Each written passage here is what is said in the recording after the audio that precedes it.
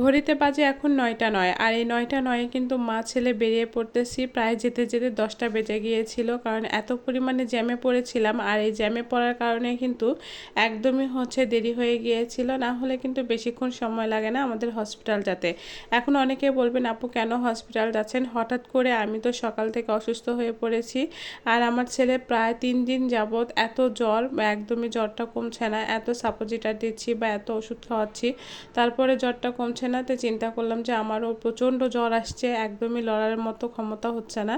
তো দুই মা ছেলে মিলে চলে যাচ্ছিলাম রাত্রি 10টার দিকে হসপিটালে। আর এই হসপিটালে যাওয়ার সময় আমাদের গোস্তহাটির মোড়, যারা যারা নওগাঁতে থাকেন তারা তো চিনেন, এই গোস্তহাটির মোড়ে এত প্রচুর পরিমাণে ভিড়, মানে রাত 10টা বাজে তারপরেও দেখেন এরকম পরিমাণে ভিড় হয়। আর এই পরিমাণে ভিড়ে কিন্তু এখানে প্রায় আমার আধা ঘন্টা দাঁড়িয়ে থাকতে হয়েছে, না হলে এতক্ষণ কিন্তু আমি চলে যেতে পারতাম। মানে শরীর যখন অসুস্থ হয় তখন কিন্তু দেখবেন সব দিক দিয়ে কিন্তু একটা বিরক্ত সৃষ্টি হয়। তো যাই হোক, এটা গোস্তহাটির মোড়, আর এই গোস্তহাটির মোড় থেকে কিন্তু একদমই চলে গেলাম। সামনেই কিন্তু আমাদের কাচ্চি ডাইন দেখতে পাচ্ছেন, ঢাকা কাচ্চি ডাইন একদম সিঙ্গারের উপরে। আর এই কাচ্চি ডাইনটা আমরা প্রায় আসি, আপনারা কিন্তু দেখেন আমাদেরকে অবশ্যই আমার ভিডিওতে দেখেন। আর এটা ছিল মুক্তির মোড়, আর মুক্তির মোড় থেকে চলে যাব সামনে।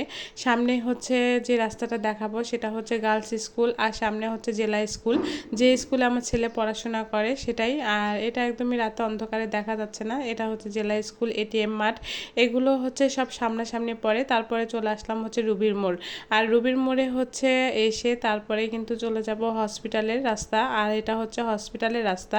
হসপিটালে যাওয়ার জন্য কিন্তু ও যে বললাম যে আধা ঘন্টার মতো আমাদের দাঁড়িয়ে থাকতে হয়েছে, আর আধা ঘন্টায় কিন্তু আমাদের অনেক লস হয়ে গিয়েছে। এতক্ষণ কিন্তু আমরা বাড়ি চলে যেতে পারতাম।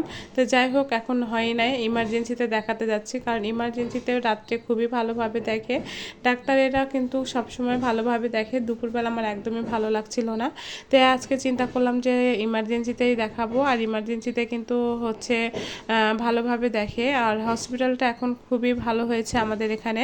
তো যাই হোক, দুই মা আর ছেলে চলে আসলাম। এই সময়টা কিন্তু আমাদের কারোই দরকার হয়নি। হয়তো বা বলবেন আপু এত রাতেও মা ছেলে দুইজন একা রাতে বেরিয়ে পড়েছেন। মা ছেলে আমরা সব জায়গায় চলে যেতে পারি, আর আমাদের নওগাঁ কিন্তু খুবই সুন্দর একটা পরিবেশ। আর এই পরিবেশে কিন্তু রাত 10টায় বলেন আর রাত 12টায় বলেন বা সারা রাত যদি আপনি ঘুরেন তারপরেও কিন্তু কোনো সমস্যা হয় না।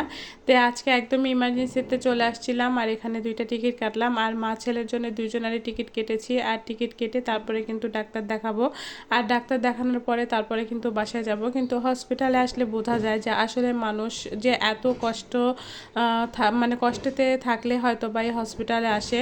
যখন এসে দেখি যে আমি শুধুমাত্র একাই কষ্টে নাই, হাজারো মানুষ কিন্তু এরকম কষ্টে আছে। তো যাই হোক, আমার ডাক্তার দেখানোর প্রায় শেষ, আর ডাক্তার দেখানো শেষ করে তারপরে কিন্তু ওষুধ নেওয়ার জন্য এখন চলে যাবো একদম গোস্তহাটির মোড়।